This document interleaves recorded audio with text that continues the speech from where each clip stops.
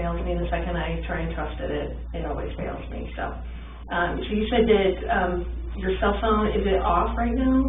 Yeah.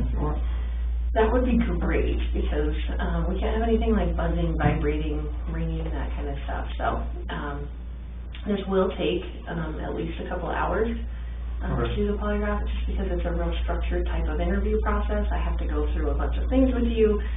You're going to get the same polygraph that I gave someone last week. So it's very structured, and we go, in order and that kind of stuff, and you're going to know the wording to all of the questions I'm going to ask you on the test before we even take the polygraph. So don't, a lot of people come in here and they think, oh, they're just going to, attach all these components to me and then just start asking me random questions that I've never heard before, and of course I'm going to react to that.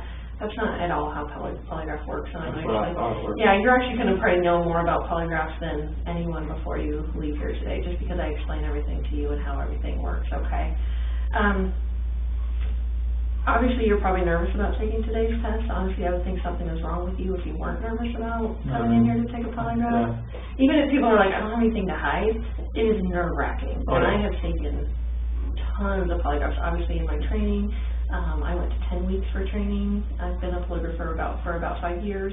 I went to the best school in the country. So I want you to have confidence in the fact that if you had nothing to do with this disappearance, like, we're going to find that out today, okay? I have the best training that they offer in the United States.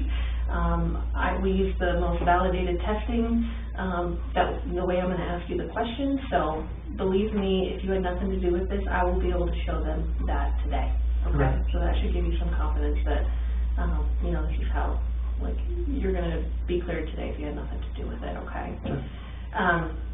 There's actually only, nervousness or anxiety cannot cause you to fail a polygraph. A lot of people think that too, that if they're really nervous that it could cause them to fail. If that were the case, no one would be allowed to take polygraphs, because every single person is nervous or anxious about taking a polygraph, okay? I thought that's how it worked. On nervousness? Yeah. No. There's actually only 2 ways you can fail a polygraph, okay? The first way would be if you fail to follow my instructions.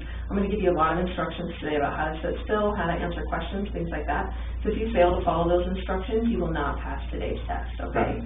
The second way would be if you choose to lie to me today. Lie to me today, okay? Obviously, this is about 100% truth.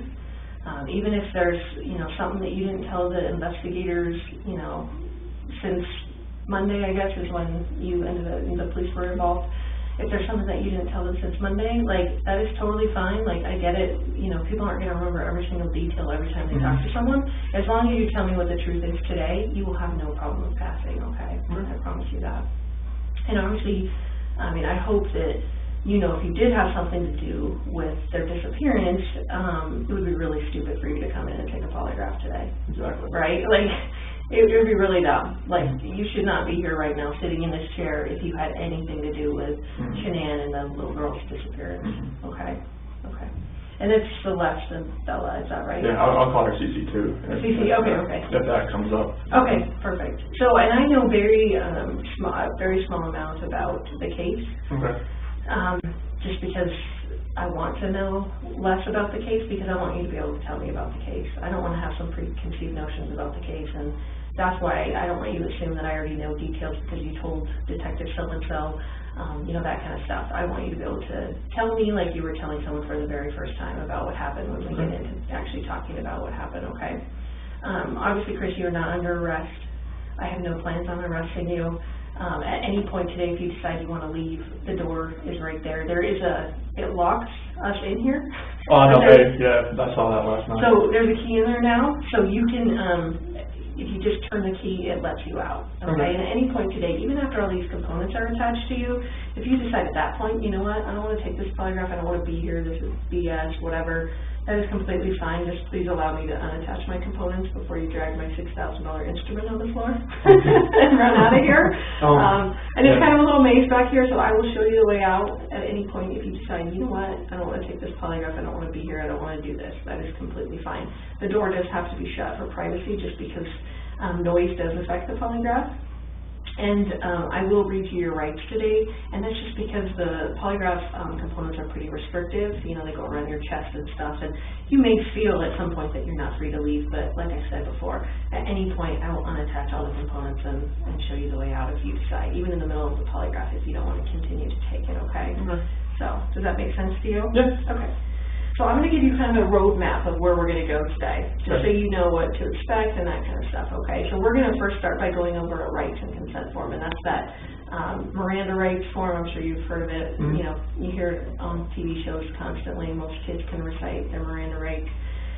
We're going to go over that, and again, it's just so that you know you're free to leave and that you're not under arrest, okay? And then we're going to do a consent form, and that's just something that's required by my bosses to say that you're actually consenting to the CDI doing a polygraph on you, okay?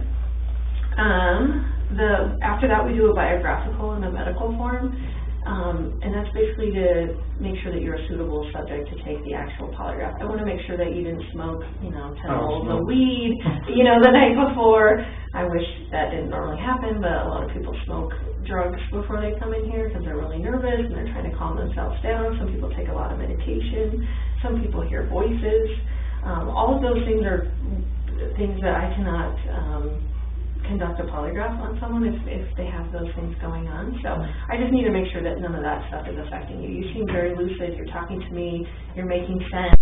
You're not jittery. You're not moving around, that kind of stuff. So I don't think we're going to have any issues. But I want to vet all of that out and just kind of, make sure that you had enough sleep and you're not, obviously no one's getting a lot of sleep.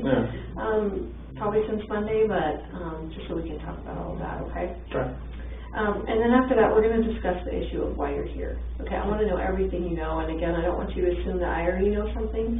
I want you to kind of start from the beginning and telling someone, maybe, a friend that you hadn't talked to since any of this has happened, and you're basically having to relay all of the details of exactly what happened with Shanann and the girls, okay?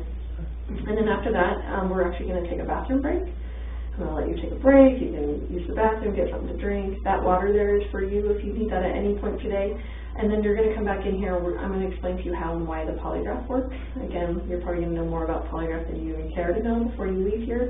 I'm going to explain how it works, and then we're going to go over the questions that are going to be on the test.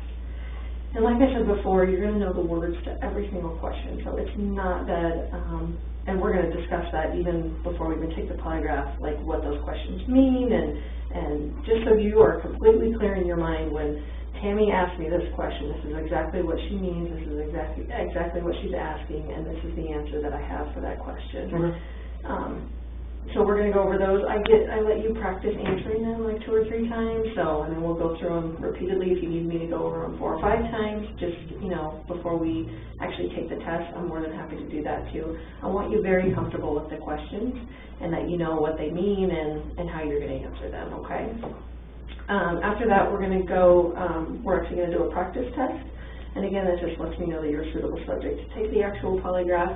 And then after that, we actually get into the actual testing. So that's why it takes a long time, is because there is a pretty big process that goes along with it. Okay. Yeah.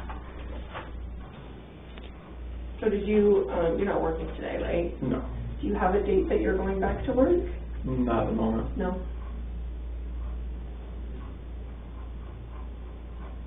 How long have you worked for Anadarko? January 2015. So about 3.5 years, almost. Yeah. Do you like it there? Oh, yeah. Yeah, I worked for Covenant Testing Technologies before that. Well, what is that? That's a contract company for oil and gas. Oh, okay. Before that, I worked for Ford for 11 years as a technician. Oh, my goodness. So does that translate into it's mechanical. I like to fix things. And when I moved out here, I worked at Longmont Ford. Okay. And I moved up pretty fast there, but I hit that kind of plateau that kind of just I couldn't go, it got stagnant. And I was having this carpal tunnel syndrome, both my hands, and it was bad. I was doing this all day, it was bad. Yeah. So you still have that? I don't even know. Can you get rid of carpal tunnel? Oh, it was just the onset of it. It wasn't full on, I need to have surgery type thing, but now it's it's so much better. I don't have it doesn't have the pain. There's a lot of mechanical things you do in oil and gas, but it's not as repetitive as the car industry is. So are you, and excuse my language, are you a worker bee or are you a boss guy? A little bit of both. Okay. So you're taking your hands dirty too? Oh yeah. Oh yeah. Yeah, I'm a field coordinator right now for the area. We have 6 route operators and 2 rover operators. So that's what I'm kind of just over them right now, and we kind of game plan, like we look on the computer on our Weld summary screen and kind of go from there to see what kind of problems we might have throughout the day. Sure. And just kind of like, all right, this is what we need to do. You go here, there. Okay. So everybody's doing kind of middle part of the day, and everybody needs help, and try to get everybody checked out by like 3:30 or something like that. Oh, that's nice. But don't you go to work pretty early? Yeah, we start pretty like 6:30, somewhere around there. So. That's super early. Oh yeah, you have to get there early. You just never know what could happen. So. That's true. That is true. So do you have an ID on you, Chris, that I could see? So I have. The biographical form has some, like, driver's license numbers and that kind of stuff, so I'll just keep this just for a second until I do the other form. Are you named after anyone? No. No? My middle name's just my dad's middle name, but other than that, no. Okay.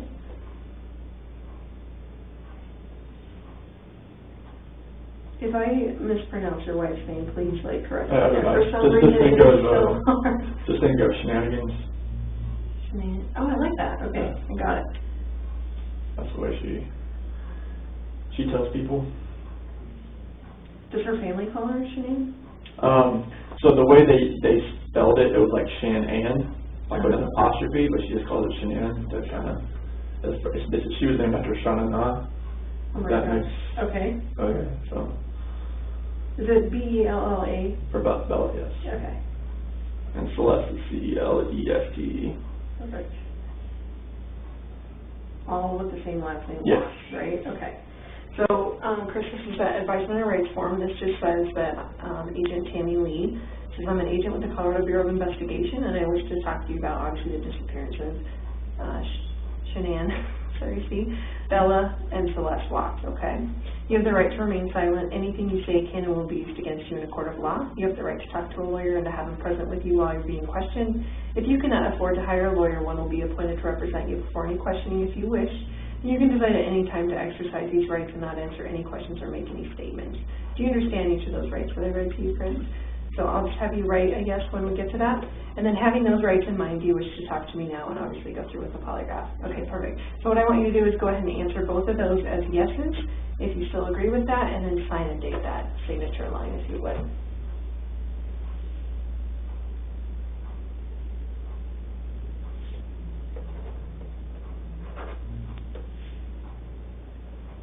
Have you always been a Tar Heels fan? Yes.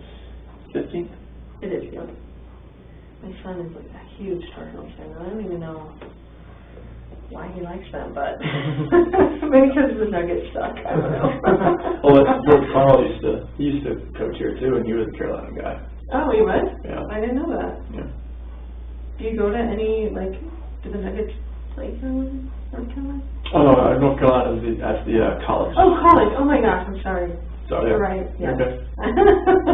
I'm getting all my teams mixed up. You're right. Did you go to college then? No, I wish I did. That was nice. Yeah. Well, where did you go to college? I went to NASCAR Tech in North Carolina as well. NASCAR is the name of it? Man, it was a mechanical school. Oh, really? Yeah. Very cool. It focused on regular automotive and then the NASCAR portion as well. Oh, very cool. Did you learn a lot of stuff? Oh, yeah. Is that like kind of elite mechanical school scope? It was part of the Universal Technical Institute. Like, it was part of their program, plus the NASCAR part, plus I went to the Ford, the FAC program there as well. So. Wow, that's awesome.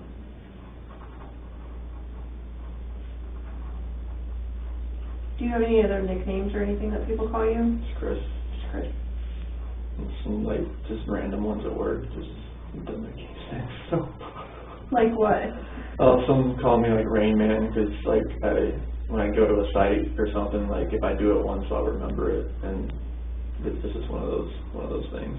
Like, do you remember like phone numbers and license plates? And that stuff I don't really pay attention to that stuff. Though. It was like when I was really young, my grandma used to always quiz me on like state capitals like every day, and like when I was waiting for my sister to come out from middle school or stuff like that, she was always like just pinging stuff off my memory. Really? And it's just like everything. I think that's how it built. Yeah. For what it was and what it is.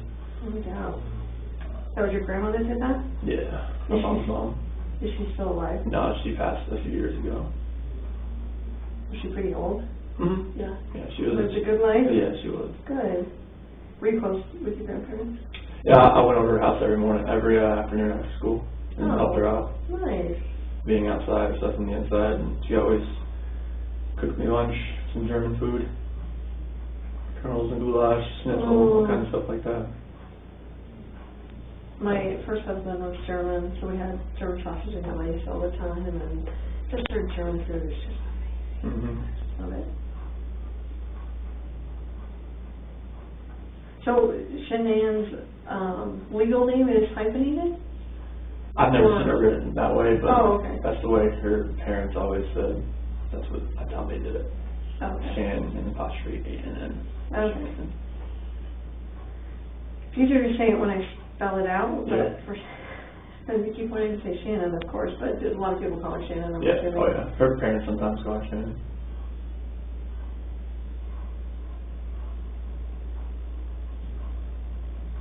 Have you talked to her parents at all? Mm-hmm. Yeah, are they being pretty decent and good? Are they coming here? I'm not sure yet. My dad's here. Your dad's here. Is there any other family members of yours coming? Not right now. No. Just my dad came out and just for support. He just got here this morning. That's nice. What a nice dude.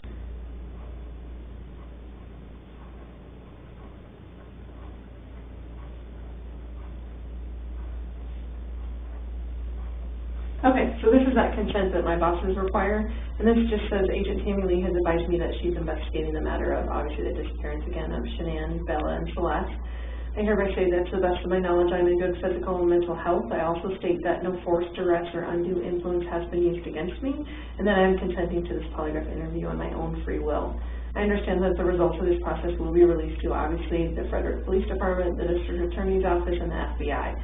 It would be very silly for you to sit in here and take a polygraph if I couldn't release your result of hopefully passing to the people that need to know. Does that make sense to you? And it says, I hereby give my voluntary consent to undergo a polygraph interview, and I understand that this process is subject to both audio and video recording and monitoring, which we had already talked about, okay? So if you agree with that consent, if you just sign and date it.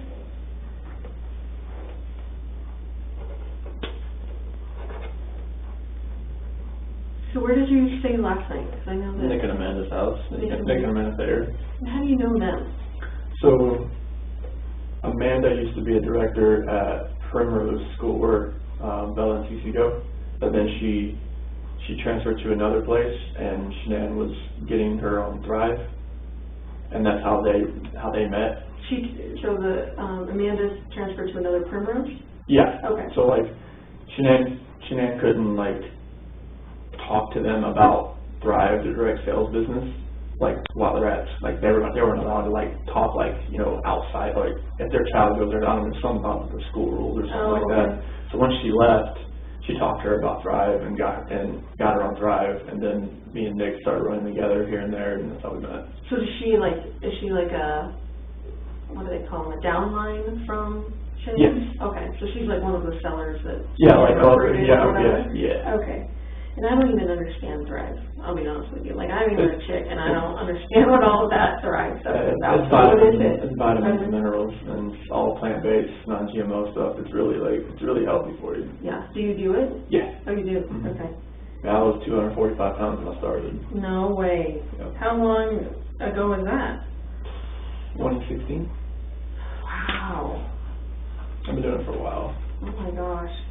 So I think the only thing I know about Thrive is like patches or something. Is that what that is? Well, it's 3 steps. You have like vitamins. You have 2 capsules you take when you wake up, 2 pills.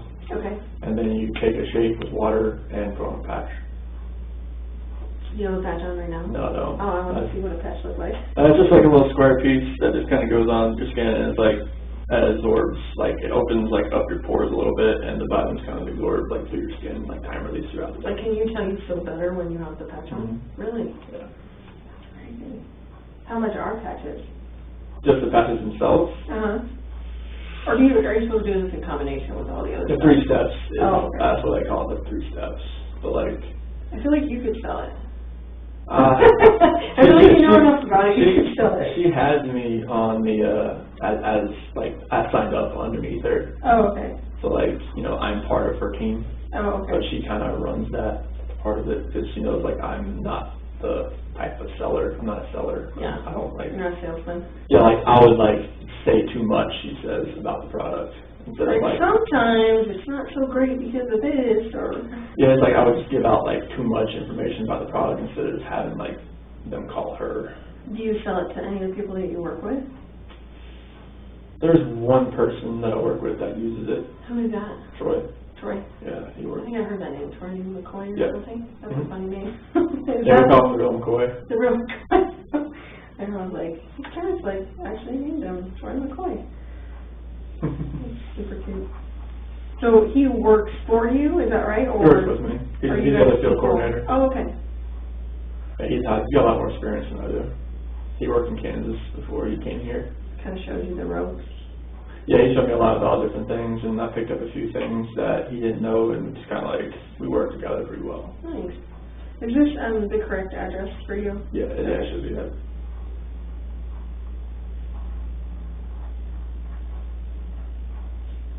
This is Troy married? Yes. Oh, yes. So do your families hang out at all? A few times we have. His kids are older. Oh, okay. Like how old are they? Like 11, 10, 8, and 7. Oh, okay. Somewhere around there. There's 4 kids? Two of them. Oh, okay. Like a blended family? Yeah. I think he met her when she had 2 kids already. Oh. Yeah. So what's your Social Security number, Chris? 241. Okay. 67 3387. And your cell phone? 910 309 1702.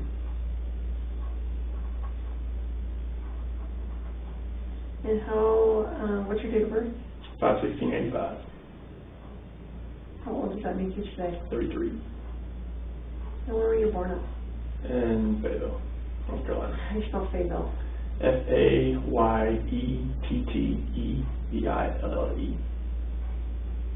Do you say Fayetteville? Mm-hmm. Okay. And this says you're 225. Is that correct? 180. Okay. Was that a lie on here? What year? What year was that? That was 2014. No, I was 225 then. Oh, okay. Yeah, I gained some more weight. What do you think made you gain weight then? Celeste, pregnancy. Oh, really? I gained more weight than she did. You're a sympathetic eater? When I went and got her Oreos, I ate a few on the way upstairs. I'm not gonna lie. That happened a lot. Now, can you do the Thrive stuff when you're pregnant? Is that safe for that? Yeah. Yeah, because it's all natural or whatever? Yeah. Okay. There's different variants of the patches that she can't use because like some of it's for weight loss. Oh, you don't want to lose weight while you're pregnant, right? No. Or it's more like for fat loss, and that's like they recommend not using that type of patch. Okay. So as far as growing up goes, and I'm actually done with that, so you can put that away. Thank you so much. Who all was in your family? Who did you live with? My mom and dad, Okay. my sister. And your sister? Yeah. So just 2 kids? Yes. Okay. And what's your sister's name? Jamie. Have you, is Jamie coming, or have you talked to Jamie? I've talked to Jamie and her husband. Yeah. Yeah. How old is Jamie? So she'll be 40 this year. Okay. She's 39 right now. Okay. So she's a little... Yeah, she's 7 years older than me. Yeah. So you were at home by yourself for a little while, huh? Yeah, we didn't really get close until I got like older because that was such a big age discrepancy. Mm-hmm. So you get along with her well now, and her husband and stuff. Yeah. Do they have kids? 2. 2 kids? Yeah. How old are their kids? 10 and 7. 10 and 7. Do you get to see them very often? Or? I just saw them like when I was in North Carolina. Oh, you did? Yep. Nice. When were you in North Carolina? So it was the August 1st to the 7th. Nice. And how far did you get in school? So I graduated from high school and I got through the NASCAR Tech program. Nice. So you've got a GED or an actual diploma? So it's like a certificate, I guess. It's not really a diploma because it doesn't have like English, math, science there. It's just strictly like mechanical. No, but through high school. Oh yeah, I got a diploma. You got a diploma? Oh yeah, Okay. definitely. And then you got a, I'm sorry, Like a certificate from NASCAR Tech that I completed their programs. Like I guess it can't be a degree without, you know, like English, math, and science and stuff like that. Did you always know that that's what you wanted to do, was the KUSA? It was, if I could go back, like, I'd probably just use that more of like a hobby. And maybe like dive more into the technology part of it, like, because we had like an Academy of Applied Technology when I was there, in the high school I was in, maybe go into more of the computer programming part of it. So are you like a pretty techie guy? No, I don't say techie, but I understand like numbers and math a lot. Like that's like with working on these wells, there's a lot of programming, a lot of setting up these wells to make them run, and like using the numbers, the pressures to optimize the wells is something. You already lost me, like I do I that job. That's why I helped Troy, like he knows more of like the stuff that was like 10 years ago type of thing. And I know more about, I've kind of like grasped some more of the stuff that's happening right now. Sure. And that's how like we kind of like work together. He's like, if he has to work on a pumping unit, like, all right, I'll help. You got this. If I get working on like a normal well and setting it up, he's just like, here you go. Like I will just watch. But does that translate into like my husband is a techie guy in our family, so like he sets up all our routers, like when I get a new phone, he sets up my phone for me just because he has that brain that I don't have as far as being a techie person. So are you kind of that person in your family? I can do that. I can do that kind of stuff. I can't like do code or anything like right. that. But you're not writing computer code? No, I can't. 0101, that's right. All that kind of stuff. Right, okay. Awesome. So, in your job now, like, what is your title? So, field coordinator. Field coordinator, okay. And you've done that for 3.5 years or whatever? So, I was an operator. Like, well, it's the same. Like, you're an operator. You're operating oil and gas locations. Just a little different. I was an operator, and then I was an operator, but / rover. Like, I would go around helping people. And now I went up to field coordinator. It's like now I just kind of like tell people like this is where we need to go, and like, we need help, let's go there. So when did you actually get promoted to that?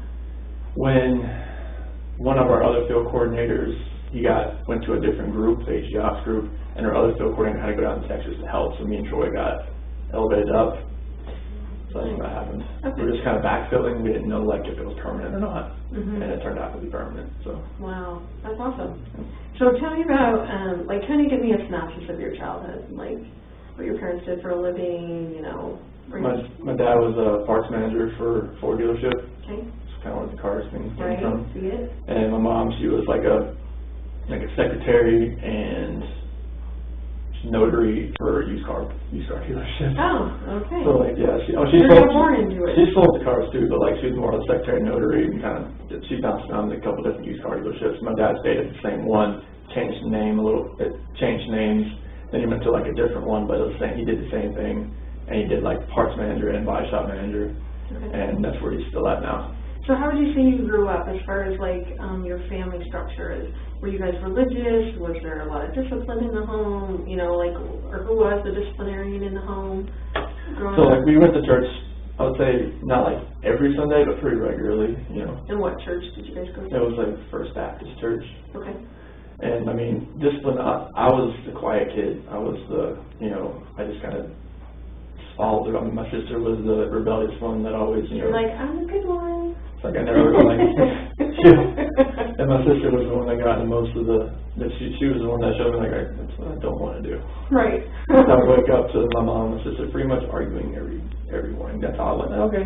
They're like, I don't want to wear this, I don't want to wear that. I'm like, okay. And you're like, Mom, what do you want me to wear? I'll wear whatever you want. I'll just go, if I didn't do it, somewhere today. Right. That thing. But yeah, like, my dad, he was a disciplinarian. He was? Yeah. What kind of discipline did you guys have in the home? Just, it wasn't like physical or anything like that. It was just, like, just verbal, like, this is what you need to do.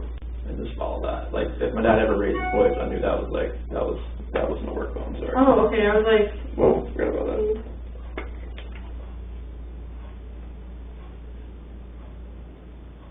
I'm doing kind of now, I'm not in the middle of the test. No, you're good. Good. I have 2 phones too, and it's hard to keep track of them. So. Yeah, my work phone's are. I'm glad I did that. Yeah. Okay, so you said your dad was a disciplinarian, but he just. It was verbal, like, cause like if he raised voice, I knew something was like okay, that's okay. I'm good there. Like. Right. Did anyone struggle with like drug or alcohol abuse or anything like that in your family? No, My dad did at one point, but it was like after I left. Like after I graduated, everything, and I just like, because my sister, she would leave and she'd come back, leave and come back, leave and come back. She never like runaway kind of thing? Oh, like she would move, like she went to East Carolina, and that didn't work out, so she came back home. She moved to a different place, and that didn't work out. She came back home type thing. And like when I left, I was on my own, and I was like self-sufficient, and I never came back, and I think that hit him pretty hard. So they expected you to come back, do you think? Oh, he was used to me being around. Like, he's my hero, he's my best friend. Your dad is? Yeah. Yeah. Yeah, so like that's where I think that kind of hurt him a little bit, because like once I left, I didn't move back. So tell me, so you're talking about for college? Like as soon as you graduated, yeah. You moved out? So is NASCAR close to where you guys live? Like, no, like once I graduated high school, I moved to Mooresville, North Carolina. That's about 2 hours away. Okay. And that's where I live. I never moved back. I mean, I came back to visit, but I never moved back. Okay. So you go to college, is it a 4-year college, 2-year college? And that program I finished in 52 weeks. So it was like a year and a half, almost 2. Okay. Oh, actually, wait. That's like a year. 72 weeks, sorry. Okay. 72 weeks. So a year and a half. And then where did you go after that? I worked at Mooresville Ford and worked there till 2012. So that was like 2003. That's when I was going to NASCAR Tech, and I was working there as like a porter, moving cars around, changing the oil here and there type thing. And then once I graduated, they moved me into more of a line tech as far as like actually fixing things. Okay. So from 2003 to 2012, I was there, and 2012 to 2014, I was on Mount Ford. Okay. Did you have like any high school sweethearts or like girlfriends from NASCAR Tech or? There was no. There's probably no girls at NASCAR Tech, I would imagine, but. There was like a handful of girls that actually went there, so no, it was like, I didn't have any girlfriends hardly after high school. Okay. What about when you got done with NASCAR Tech? Oh yeah, like there was girlfriends like that in Mooresville in there, but nothing really serious. Nothing serious? Yeah, I met Shanann in 2010. Oh, 2010? Yeah. Okay. And how long did you guys date before you got married? I'm assuming you're married? Yeah, 2012 is when we got married. Okay. Dated a couple of years? Mm-hmm. Nice. Did she live in Mooresville? She lived in Belmont at the time. So how did you meet her? Through my cousin's wife. And my cousin's wife and Shanann, they knew each other from from a wheel shop that she ran. That Shanann ran, or the cousin's wife? No, that Shanann ran. She ran like 3 different stores. Like auto parts? Wheels, tires, audio, custom stuff. Oh my gosh, you're just all in that. All in that. It's all like crazy. Okay, so we're gonna, I'm just gonna ask you some of the medical questions just to make, again, sure that you're a suitable subject. And you said you've never taken a polygraph. Nope. How would you describe your physical condition right now? Good, fair, or poor? I'll say good. Good. Okay. Have you had any major surgeries or injuries within the last 6 months? Are you in any discomfort right now? As far as like pain and like yeah. No, not really. Okay.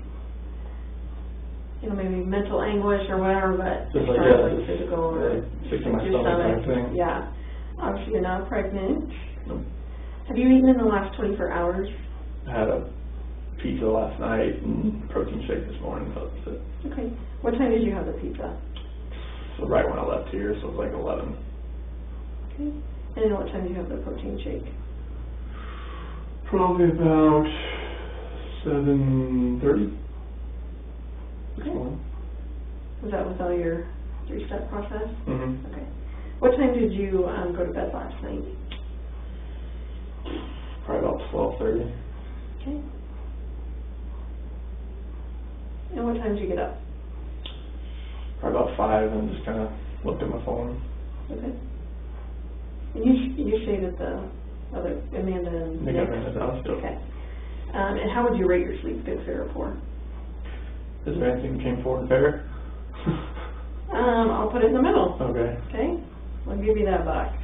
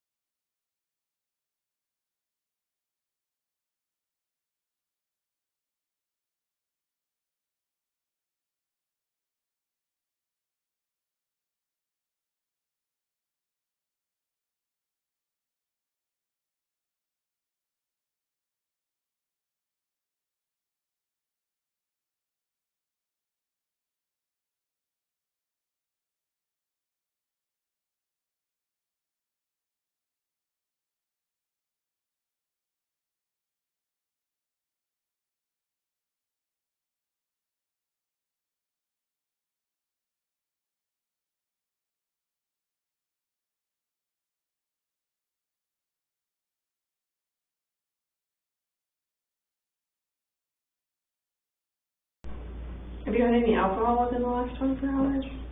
Do you drink alcohol? Only with, like, if I'm going out somewhere, like, with friends coming over. I don't drink by myself. Okay. That's not, I don't think that's really... How often would you say that you drink in a given week? Like, how many beverages would you have? If I drink something, just be like 1 or 2. 1 or 2 beers? Or yeah, beers. I don't do it. No hard alcohol? No. Okay. Any legal or illegal drugs consumed within the last 24 to 48 hours? No. That includes even cough medicine, you know, anything like that? No. So you just had vitamins, is that right? Okay.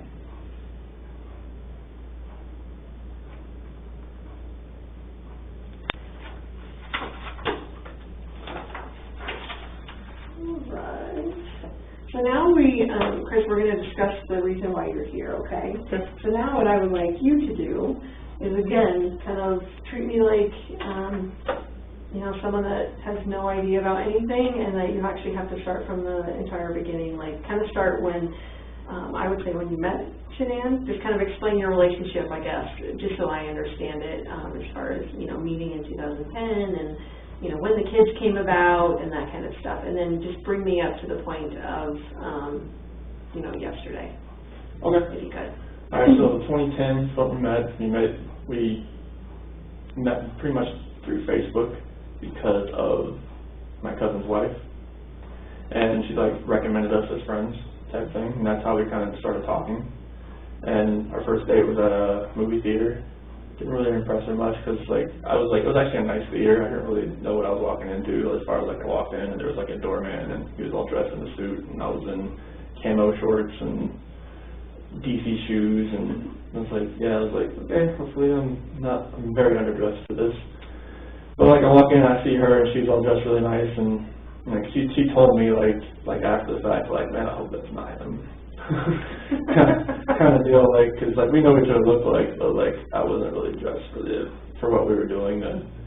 But on the second date, I actually made a mistake again wearing the same thing because I kind of forgot what I wore. But we went to a K-Rock concert, and like I think that's kind of where I won her over, because like we actually got to like the actual concert, and like I forgot my ID, so I couldn't actually get in. So I actually ran back like 2 miles to the car and got it and came back. And I was just like, I was just like soaking wet. I was just like, it was like middle of July, August, in like South Carolina, and humidity and everything like that. It's on an Army base.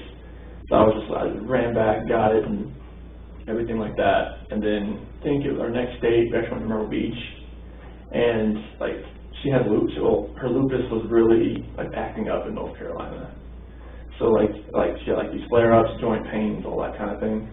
And we were driving back, like she laid on me pretty much the entire way back, and I think that's when like she realized, like, this guy's actually pretty nice, because like he didn't tell me like, all right, get off my lap or type thing. Like I just let her just rest on me the entire way back, and it was like 2.5 hour ride from Myrtle Beach to Charlotte, the Belmont area. But yeah, everything flourished from there. Like in 2011, I proposed to her over in Ocean Isle Beach. Like that was around our anniversary, and I did a ride there on the beach at night, and I could tell, she was extremely tired, and I was like, I just want to do this, I want to do it like today. And she knew like so why are you being so like persistent and get me like out here right now? I was like, well, let's go out to the beach. It's a nice night. Proposed to her on the beach, said yes, and everybody was ecstatic and everything. And she's very organized. She's like OCD about like organization, putting things like you saw like the pantry, everything's just like named in a container all the way down. Like it's very easy for, if you just came into our house, you would know what stuff was. You would know like where everything was. It would be easy. So like everything was just, she was planning the wedding, everything was great. And then 2012, we were here, but she was planning the wedding from here. But everybody was back in North Carolina. So it was a, guess you call it destination wedding if you want, because we had to fly back for that. But we got married in, it's like this DoubleTree Hilton hotel that was there. It was like in their court, it was in November, and it was underneath one of those big tents and everything. It was beautiful. And it was amazing. And we went to Myrtle Beach for the honeymoon. And then 2013, December 17th, that's when Bella was born. Like we've been trying for a while, and nothing was happening as far as getting pregnant or whatnot. And the thing was, she said, so since we're not getting pregnant, since it's not happening, like, I'm gonna buy a supercharger for your car. I'm like, okay. And then it turned out that weekend we conceived Bella. Oh, no. The week she bought me a supercharger for my car. So it was Did you take that back? I'd already put it on. And it was actually like a special order, like, part that was sitting in a dealership. Okay. Stuff like that. So, like, it was ironic that it happened that, you know, like, bought a supercharger for my car, and then that weekend conceived Bella.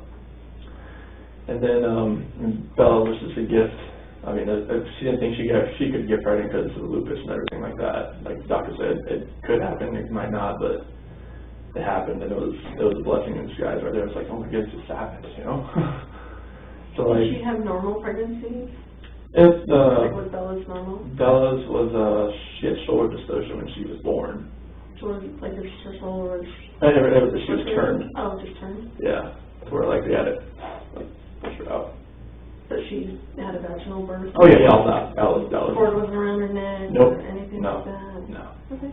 Nothing like that. So Bella was born December 17, 2013, and she was a gift. So just go along with Bella, and then and Cece was born July 17, 2015, and we had this whole little thing staged up with Bella in the crib and a little eviction notice. Like she was there, and it worked out pretty well because she was just staying there crying, like, you know, like, I don't want this type of thing, you know. I saw one of those that went like viral on Facebook, so that's weird. It would be yours. Yeah, it was. And she was sitting there crying with a little eviction notice, and she recorded it, and it was an amazing day just to see that. And then Celeste, I was there, like, she had a midwife for this one, so like they actually had me like, you can stand here and like, you know, catch her, and like, but Celeste came out like so fast that like I barely had a chance to go like this, and they moved me out of the way because she just like came out.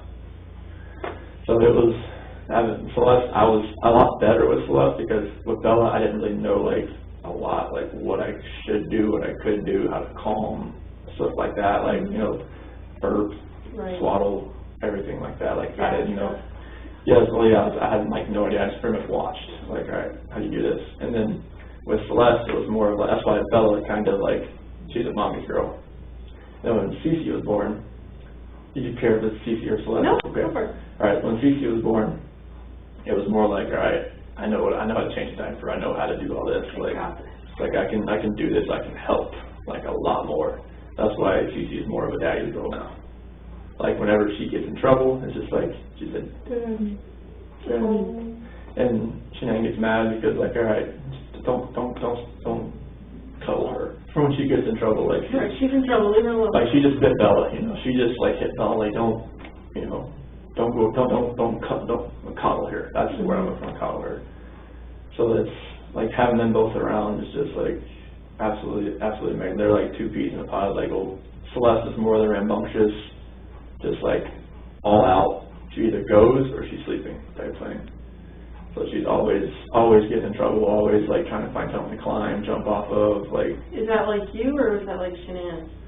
Bella's more like me. She's more of the calm, just like she's cautious type thing.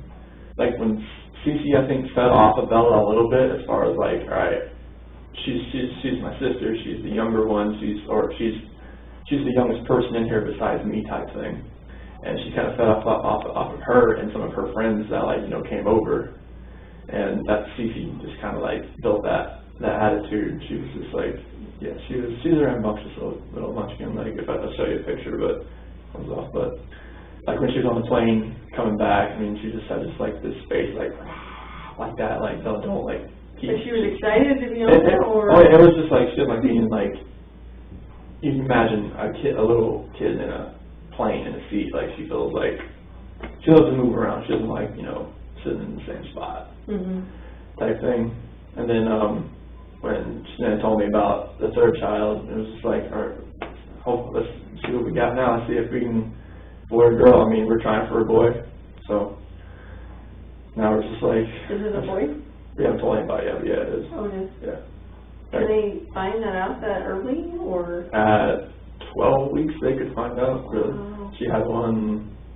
The ultrasound was last week. Let's see. Yeah, it was last week. So, found out it was... Were you both there for yes. that? Oh, nice. Yeah. So it was like right when we got back, so it was like this guy went back on the 8th, so it was on the 8th, that was the ultrasound. Get my days mixed up, like now, I'm not sure even what day it is right now. But yeah, we had ultrasound. 15th today. I was thinking about Monday, Tuesday, Wednesday, Sunday, all that kind of stuff, but like, yeah, we haven't told anybody yet, so. So both the girls were born out here, right? Yes. Okay. Yeah, Bella was born at Good Samaritan. Cece was born at Vista. Did Shanann go through any like postpartum or anything like that with either of them? No. No? Didn't see anything like that. Good. Did she breastfeed? Yes. Both of them? Yes. Okay. Very cool. Bella a little longer than Celeste. So Bella was how old when she got pregnant with Celeste? So they're about 19 months apart. Okay. So like 10 months old? Yeah. Oh my goodness. Yeah, I know. Yeah, you were like, oh my goodness. No, we didn't know if it would happen again. That's true. So were you guys even using protection, or are you just like, it's not going to happen, so it is what it is? Yeah, it is. We'll take what God gives us, kind of thing. Very nice. Okay, so keep going from after Celeste was born. So after Celeste was born, I mean, we kind of thought, we kind of see how 2 kids went. They're just like rambunctious, they're sister love, and now they're 4 and 3. Bella will be 5 in December. So it's like, if it happens, it happens. As far as like having she used fertility drugs on both Bella and Celeste. Oh, she did. Yeah. Okay. The 3rd child now, she was on no medication, nothing like that, or she's just on Thrive. She's healthy. She feels healthier now. And then with the Thrive, she really thinks that we only tried twice, and it happened. So she really thinks that it was more of being a healthier person. Sometimes just having the stress off, have my kids, so this is just a bonus. If, oh yeah, like that. Yeah, that could definitely Seems like a lot of women think, we can't get pregnant and they have a baby, and then they're not worried about it anymore. So then they get pregnant again. They're like, oh, I didn't think it would happen again. So, definitely. Yeah. So tell me about after that. So. It was just after we didn't think it would actually happen. So we really think that being a healthier lifestyle, being healthier, really helped this. Only really trying twice, and boom, and it happened. So it's just been. And when did she find out she was pregnant? I would say it was in probably the 1st or 2nd of June. Okay. Not very long ago. Yeah. And she's about 14, 15 weeks right now. Okay. So why don't you bring me up to, why don't you start with so you guys went to North Carolina, so maybe just start from the trip to North Carolina. I guess you met her there maybe for part of it, is that right? Yeah, she was there, so we got back we went to a Thrive trip in San Diego, and it was the end of June. Okay. And then I think it was June 26th, that's when we came back here. Her dad was watching the kids. And then that same, later on that day, they flew to North Carolina. Okay. So why don't you kind of start there and just take me up until yesterday. Okay. And as detailed as you can. Okay. So while they were in North Carolina, it was they're there to see my family and obviously her family, and just kind of because they haven't seen the kids in a while, as far as our kids. And so they were just there. She had a couple things she wanted to do there, as far as meeting up with her promoters and customers. That she had a bunch over there in North Carolina, so she was hoping that she could meet everybody else over there and have her dad, and mom, and my mom and dad have fun. With the kids. And great babysitters, heck yeah. I know. But yeah. It was mainly just a little family vacation for them right now, for them on that trip, for everybody, just to see the girls. And Celeste's birthday was during that, on July 17th. So they had a birthday party there with jumpy houses and stuff like that. And they FaceTimed me during it so I could see it. They didn't have a birthday party out here for her because it was, when they got back it was in August, so. Right. So, but yeah, I got to FaceTime and watch it all, and it was pretty much just hanging out with family the entire time. Okay. Yeah. And I was here just going to work and working out and going running and just keeping the house up and doing that, and just, I waited till my flight was July 31st, and I flew out there for a week, and I flew out there for a week so I could fly back with them. So we went, so July 31st, I got there, stayed at Mom and Dad's house. The next day we drove to the beach, stayed there for about 4 or 5 days. It was in North Myrtle Beach. And first time the kids were seeing the beach. So they were ecstatic, obviously, seeing waves, being in the sand. They love sand. Unfortunately, they love sand. Because it's just like you get it back, you just got to shower them off. Because CC was so like into the beach that, I mean, her bathing suit was just full of seashells. It was like, okay, let's get all this off of you and rinse you off, please. Right. But yeah, it was an awesome trip. Like just seeing them react to the ocean, and then we went to like Broadway at the beach. It was in Myrtle Beach, like an outdoor little mall, and they got to go in these like little, it's like where they strap you in a harness and you get to jump higher. And Bella and Celeste, they love that. They just love jumping that high. It was amazing. Nice. Yeah. And then I went to see my grandma, my dad's mom.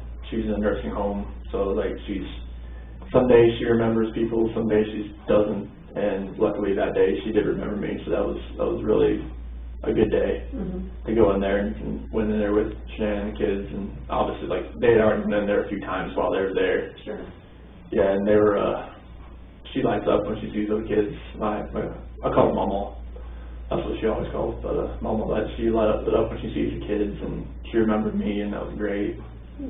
Yeah, and my dad came and picked me up, and I went over there and stayed with my parents for a day, and just kind of like hung out with them. Saw my sister, her husband, their kids, had a little cookout and everything, and it was awesome. And then the next day, I think it was the 7th, yeah, August 7th, yeah, we went to her parents' house, got everything packed up, ready to go, and flew back here. And then got back later on that night, the 7th, and then on the 8th I went back to work. And then on the 10th, that's when Shanann flew out to Arizona with Nicole, and I had the kids from Friday, Saturday, and Sunday. And we went to a pool party on Saturday with Jeremy Lindstrom's, his son's turned 4, and they had a little pool party and everything over there, or a little mini pool, and it was water balloon fights. It was that epic time. It was great. It was awesome. That was awesome. It was just seeing their faces and seeing how much they didn't really play with water balloons that much at all. So CC, like, she would come over. She put one right in my pocket and just smacked it while I wasn't looking. She's a little trickster. So that was funny. And drove home, got back home, ate, and it was a really awesome day. Okay. What happened after that? So that was on Sunday. That was on that Sunday. So got the kids back, got them all showered up, got them to bed, and just pretty much waited around for hear from Shanann, because she was flying back that night, and her plane got delayed because there was a lot of dust storms in Arizona, and there was some other weather around that was delaying flights getting in there, and they didn't have a crew. That's why it was delayed. So her flight was supposed to get in around 11, but it didn't actually get in until about 2. So it was about you want to just go into this now? Yeah. Okay, cool. So about 2 o'clock, she came into bed. Like about 1:48, my doorbell picked up that she came in, but at 2 a.m. that's when she came into bed. And about 4 o'clock that morning, so my alarm went off, so that's when I usually get up, get ready for work and whatnot. So I get up, get dressed, brush my teeth, deodorant, all that kind of good stuff. I don't really need to take a shower because I work in the oil field, but I'll take a shower when I get home, type thing. And she told me before she got in that I want to wake up, when you get up, just take a shower, get the airport off me, type thing. So I woke her up about after I got ready and everything, and then we had a talk about the selling the house and about separation and stuff like that. It was an emotional conversation. Obviously, we were both crying, and after we talked, she said she was going to take the kids to a friend's house, and that she'd be back later on that day. So it's okay, that's fine. So I went downstairs and packed my lunch and filled my water jug and got my computer and everything and loaded my truck up and I went to work. And then once I got to work, started working, and about 7:40 or so, I texted her, like, hey, I hadn't heard from her. I was like, okay, like, I didn't know where she was going. Like, I didn't know what friend's house she was taking them to, or what friends she was going to with the kids. So I was like, hey, text me, let me know where you went, where you took the kids. And I didn't hear from her. Like, it's normal for her not to respond to me, because, like, when she has her direct sales people, like, she'll get back to them first, because, like, that's what she does. Mm-hmm. So, like, for her, like, not to respond back to me, that's happened plenty of times before. So continue working, and I noticed, like, it's about noon, she hasn't got back to me, like, hey, call me. Like, I've called her once before that too. And then about 12:10, that's when I got a doorbell alarm on my phone saying someone was at the front door, and that was Nicole. And so I called her, and I was like, hey, what's going on? She's like, I haven't heard from Shanann, like, all day, no texts, no calls. And I was like, all right, this is kind of strange. So, like, Nicole was at the front door, and she's like, okay, her car's here, I can see her shoes, like, because we have this little rectangular long window next to the door, and she could see her shoes right there and whatnot. She's like, all right, something's going on. So, like, she called me, she was like, all right, like, I can't get a hold of her, something's going on. And that's when I came home. That's when I left to come home. So, Nicole called me, she's like, all right, there's going to be a police officer here when you get here. I'm like, okay. Like, they couldn't get in because the latch on the top door that's what we kind of put over, just to make sure, like, like, if the kids try to go out the front door, they can, because that's there. But the keypad on the outside on the garage door doesn't work. So, like, they had to wait until I got there. I got the garage door opener, I hit it, went inside the house, and, I mean, car's there, car seats are there, purse is still there, phone's on the couch, like, her wedding ring's sitting on the nightstand. And it's like, there's, like, no sign of Bella, Celeste, or anywhere. And it's like, the police officer, I forget what the police officer's name was, but he was there, and he was just, once we found the phone, powered it up, and all the text messages, like, came through as far as, like, everybody was reaching out to her and everything, like, hey, what's going on, like, are you okay, everything good? And there was just, like, there was nothing there, like, it was just, like, it was a ghost town. And everything that was there just didn't make sense as far as, like, why, like, what happened. So we started, like, reaching out to a bunch of people, like, any of your friends that, like, anybody that had reached out already, that, like, had a car seat, or, like had a kid in general, and nobody had heard from her. Nobody had a clue. Like, her mom hadn't reached out to her, my parents, I mean, nothing was there. And the officer, Baumhofer, detective, I'm not sure if you know the people that are involved. Yeah, I can't remember how to say it. Oh yeah, I think Detective Baumhofer, he came, and they're all, like, taking questions from me, Nicole, her son Nick, that was there, and then went over to, they talked to my neighbor, because he has a camera facing, like, he picks up a few different angles and whatnot, and watched his video surveillance, didn't see anything as far as her leaving at all. So they're just like, all right, like where, like, how this happened, like there's no, like, video of her, like, leaving the front at all. So we didn't know, we were just at a loss for words, like, all right, where is she? Like, she wouldn't mislead everything here. Like, even the kid's medicine was still there. And I was just like, all right, she needs that. So the only thing that was gone was really the kids' blankets. Like, everything they slept with, like, Celeste has, like, this big New York Yankees blanket, and a little dinosaur, and, like, a little dog that makes noises, and a turtle, and something. It's a whole package. And Bella has two blankets, but one was still at the house, the other one was gone. And she has a dinosaur and, like, a little swan blanket. Her other little